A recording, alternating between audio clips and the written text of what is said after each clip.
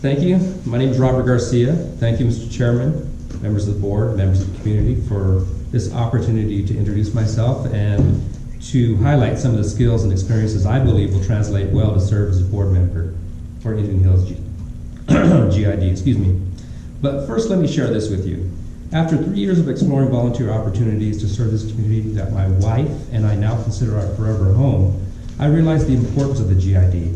and the impact of the decisions that the board makes and the impact that has on our community.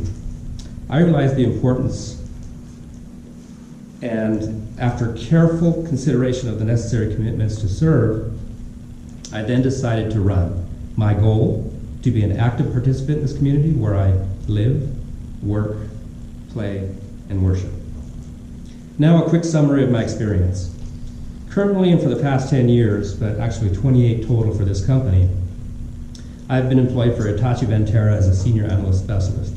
Currently, my focus is emerging technologies, working with IoT, smart camera technology, analytics, and sensor technology, something that I would promote as a board member to try and look for ways to optimize our... Okay. Ready?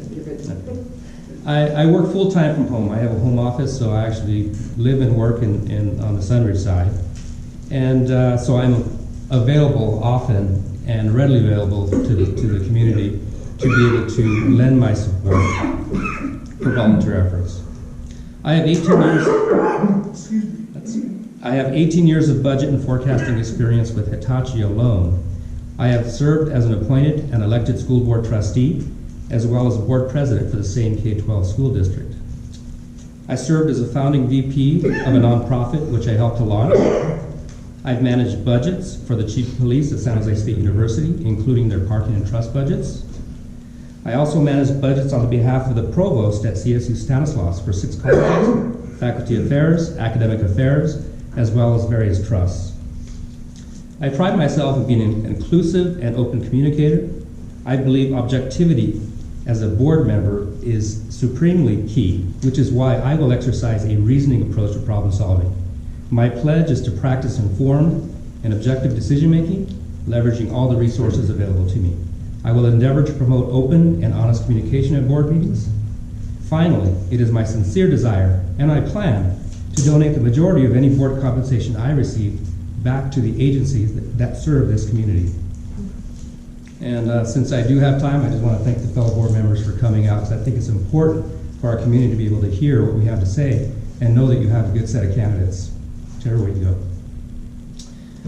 Question 1, what do you see as challenges for Indian Hills over the next 4 years, and how would you address/fund them?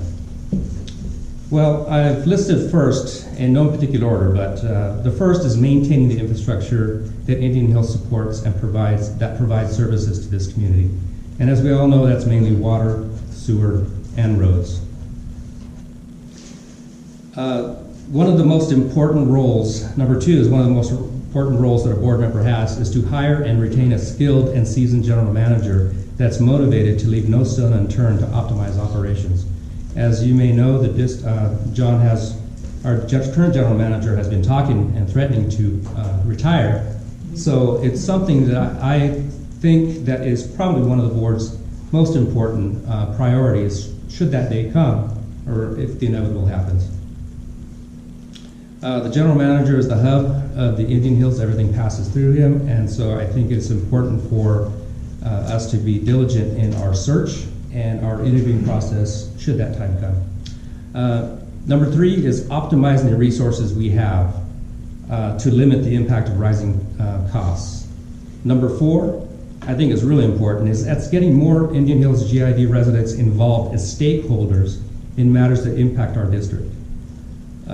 Water conservation, managing wastewater deposits, community development projects. Recently we've talked about at the board meetings beautification projects, community garden, and I'd like to see us develop a share program, because there are opportunities for some of us who have more to be able to leverage resources to be able to help the district. And if we have a way to defragment all the things that everybody's doing, to have like a one-stop location like the senior center is doing for us, to have places to help the community, I think we would be well served.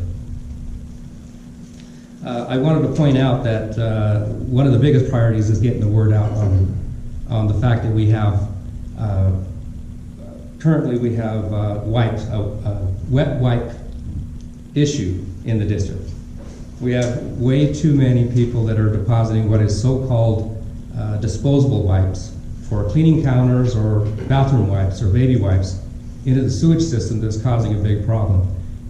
The challenge is getting the word out to people that even though they might be disposable, they are not good for our district. It's important because we don't have the luxury as a district to have redundancy in our systems. Our systems, we maintain well and we make sure they're up and running, but if something should go down, it goes down. So that's one of the reasons why I think it's important to get it's a priority to get the word out. And I also think it's important to explore sensor technology that will help us to identify the flow rates for areas that may be bundled up by these things so that we can be proactive in making sure that the systems we do have operate efficiently. All right, the next one would be, what are my priorities for the district? Well, in order to hold myself accountable for the decisions I make and how I vote, my number one priority is to expand and accelerate my education on district operations and budgets. It's important to know what decisions were made in the past so that we know how we arrived currently in the state that we're at.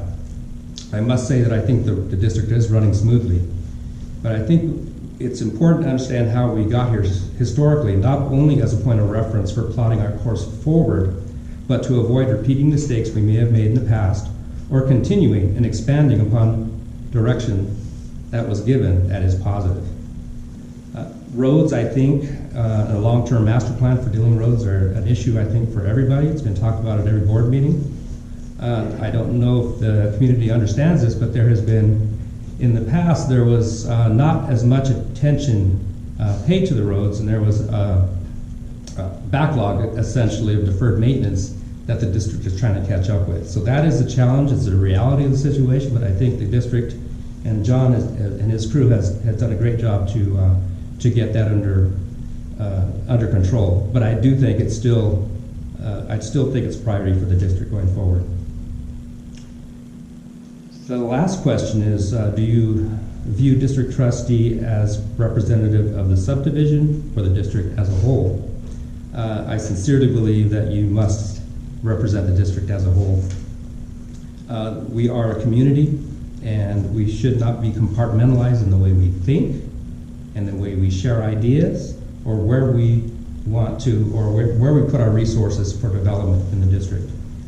I do believe that one advantage I believe, if I'm not mistaken, I may be the only candidate that is not subject to the district maintaining the roads. So I believe that gives me a strong opportunity to be supremely objective when it comes to making decisions regarding budgets for roads.